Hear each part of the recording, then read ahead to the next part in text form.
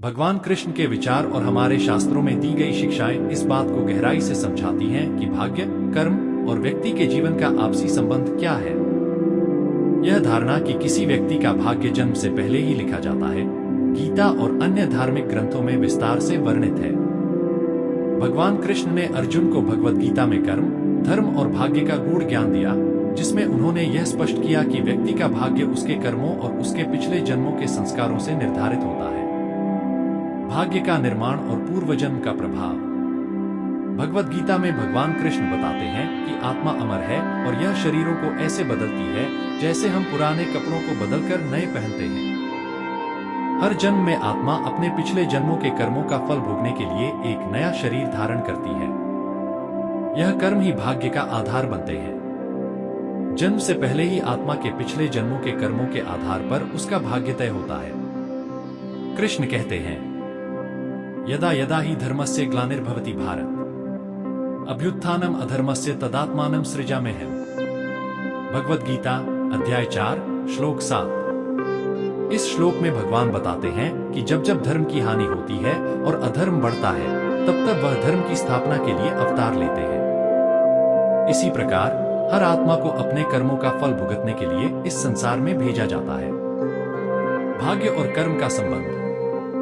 भाग्य और कर्म के बीच एक गहरा संबंध है। यह माना जाता है कि भाग्य का निर्माण हमारे पिछले जन्मों के कर्मों से होता है, लेकिन वर्तमान कर्म इसे बदलने की शक्ति रखते हैं।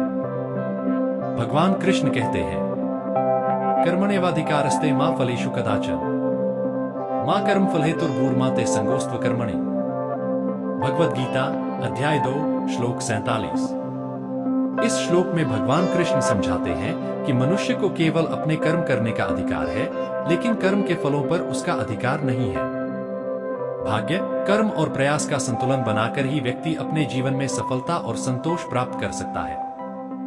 भाग्य लिखने की प्रक्रिया। पुरानी कहावतों और पौराणिक कथाओं के अनुसार जब आत्मा जन्म लेने वाली होती है, तो यमराज या चित्रगुप्त उसके पिछले कर्मों का हिसाब करते हैं और उसके नए जीवन का भाग्य लिखते हैं। यह भाग्य व्यक्ति के जीवन के मुख्य घटनाओं, सुख दुख, सफलता असफलता और जीवन की अवधि को निर्धारित करता है। लेकिन भगवान कृष्ण यह भी कहते हैं कि मनुष्य अपने विवेक और सही कर्मों से इस भाग्य को बदल सकता है। भगवान कृष्ण का दृष्टिकोण। भगवान कृष्ण के अनुसार भाग्य एक स्थायी सत्य नहीं है। उन्होंने गीता में बार बार इस बात पर जोर दिया कि व्यक्ति को अपने कर्मों पर ध्यान केंद्रित करना चाहिए। उन्होंने यह भी कहा, उद्धरेदात्मनात्मानं नात्मानं मवसादेत् आत्मैव ह्यात्मनो बन्धुरात्मैव रिपुरात्मनः।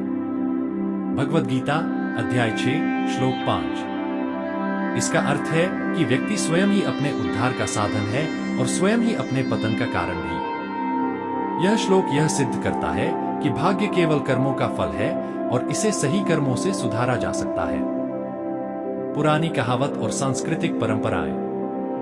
भारतीय संस्कृति में यह मान्यता है कि ईश्वर व्यक्ति का भाग्य लिखते समय उसे यह भी अवसर देते हैं कि वह अपने प्रयासों और परिश्रम से अपने जीवन को बेहतर बना सके। इसी कारण कई कहावतें प्रचलित हैं, जैसे कर्म ही पूजा है और भाग्य उन्हीं का साथ देता है जो परिश्रम करते हैं। भगवान कृष्ण के अनुसार भाग्य का निर्माण व्यक्ति के कर्मों से होता है।